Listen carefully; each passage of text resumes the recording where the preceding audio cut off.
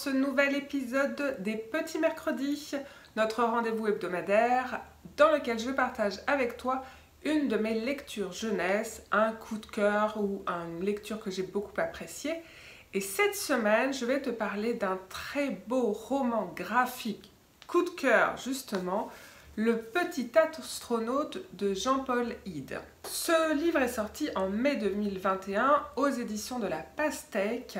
C'est une bande dessinée, on appelle ça aussi un roman graphique et c'est un incontournable. Je ne suis pas une grande lectrice de bande dessinée et celui-ci me faisait de l'œil depuis un moment et dans mon groupe de lecture on en avait parlé plusieurs fois et je suis tellement heureuse d'avoir pris le temps de le lire. Je t'en parle dans un instant. Tout d'abord, ce qu'il faut savoir avec ce livre, c'est que contrairement à ce que le titre pourrait nous suggérer, il ne s'agit pas du tout d'une histoire de science-fiction. Tout au contraire, c'est un récit qui se place dans la réalité et une réalité plutôt dure qui est rarement mise en lumière dans la littérature, à savoir celle d'un enfant qui est né avec un très lourd handicap, à savoir une paralysie cérébrale. Alors, plutôt que d'en faire un récit dramatique et sans non plus l'adoucir à grands coups de louche d'eau de fleurs d'oranger, Jean-Paul Hide nous invite dans une narration très douce, très subtile et très forte à la fois. C'est un éloge de la différence. Cette différence qui fait mal, qui bouleverse, qui bouscule les opinions et qui transforme les vies, qui va toucher profondément les êtres comme un rayon de soleil qui transperce un ciel gris et morne. Parce que c'est ça aussi le petit astronaute, sous un sujet, sous un thème lourd, eh bien il y a beaucoup de lumière. Tout de suite, le résumé proposé par l'éditeur. Tous les ans, Juliette fait son pèlerinage en vélo dans le quartier de son enfance. Mais cette année, devant l'ancien appartement familial, une affiche « À vendre, visite libre ». En ouvrant les portes de son décor de jeunesse, les souvenirs remontent. Les amis, les petits bonheurs, mais surtout l'arrivée bouleversante de son frère Tom, le petit astronaute. Attention, chef-d'œuvre! Le Petit Astronaute de Jean-Paul Hide est une ode à la vie, une émouvante célébration de la différence à travers l'arrivée sur Terre d'un enfant lourdement handicapé. Tom ne marche pas, ne parle pas, mais son sourire muet témoigne de son bonheur de vivre et redonnera un sens à la vie de toute une famille. Le thème est lancé. Personnellement, j'ai beaucoup apprécié la structure du récit qui notamment nous propose un prologue qui, de mon point de vue, m'a captivé immédiatement et a mis en place le décor du récit avec un choix de mots et de phrases à double sens. La narration est rythmée au gré de la visite de son ancienne maison par Juliette, qui passe de couloirs en pièces, en chambres, etc. Et nous avons donc une alternance entre l'évocation des souvenirs et les incursions du présent. Une alternance très intéressante de mon point de vue parce qu'elle offre une pause, elle offre des respirations au lecteur pour mieux digérer et mieux ressentir toute l'histoire de Tom et de sa famille. Les faits les plus durs sont souvent évoqués avec pudeur sans être non plus édulcorés. C'est un roman qui se lit selon moi en plusieurs fois, en tout cas plus d'une fois précisément, parce qu'il est riche en messages et puis il va ouvrir des portes de réflexion que le lecteur est libre de franchir ou pas. Un petit exemple avec un extrait choisi. Dans cet extrait, eh bien, Tom a été hospitalisé. Il y a Pénélope, sa maman, qui est à son chevet, ainsi que Juliette.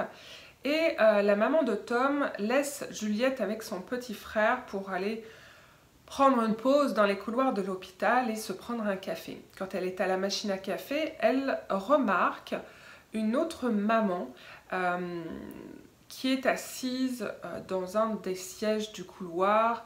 Elle est complètement avachie, affalée sur elle-même, l'air démoralisée.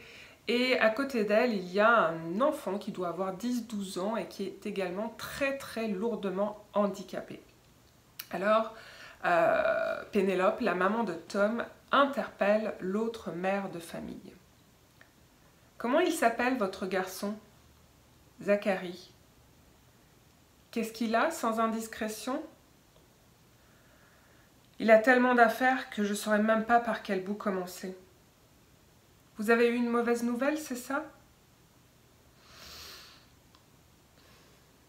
Quand Zach est venu au monde, ça a été une suite de mauvaises nouvelles.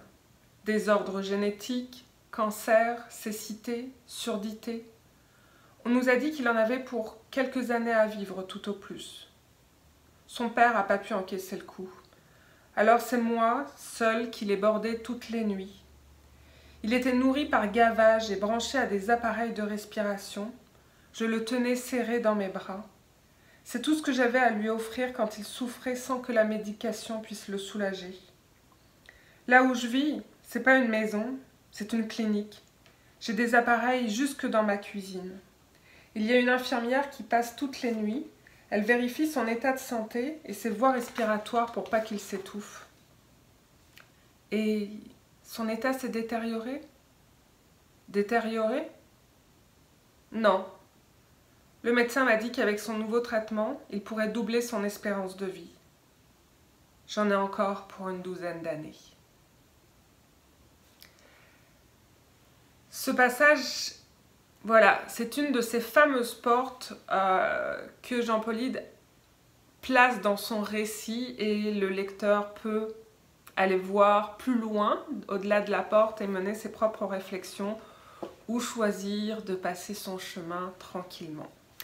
C'est un passage qui est assez sombre et pourtant, comme je le disais, il y a beaucoup de lumière dans ce roman. Parce que oui, Le Petit Astronaute, eh bien, c'est un récit plein d'humanité et qui insiste sur le fait que, eh bien, même différents, ces enfants et ces futurs adultes vivant des handicaps lourds, eh bien, ce sont des beaux humains avec lesquels nous avons finalement tout à gagner en apprenant à les connaître, à les considérer et même à les aimer. Je vais vous lire un autre extrait qui m'a beaucoup touchée. Tout ce roman graphique m'a touchée, mais voyons donc.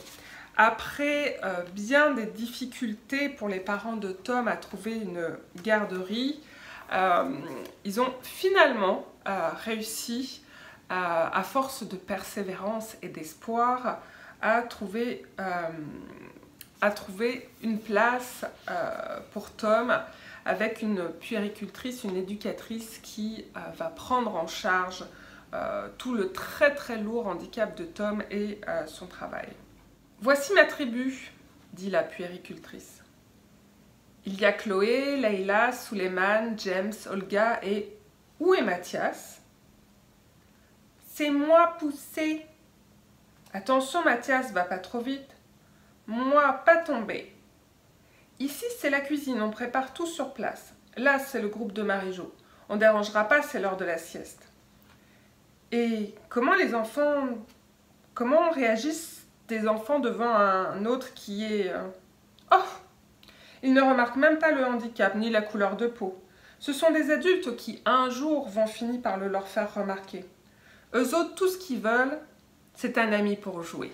Finalement, malgré la dureté du sujet, il y a beaucoup de douceur dans cet album. Sûrement, me dis-je, l'effet de la résilience de l'auteur, puisque c'est une histoire qui le touche personnellement, étant donné que Jean-Paul Hide a lui-même un garçon lourdement handicapé, un garçon qui vient tout juste de fêter ses 21 ans.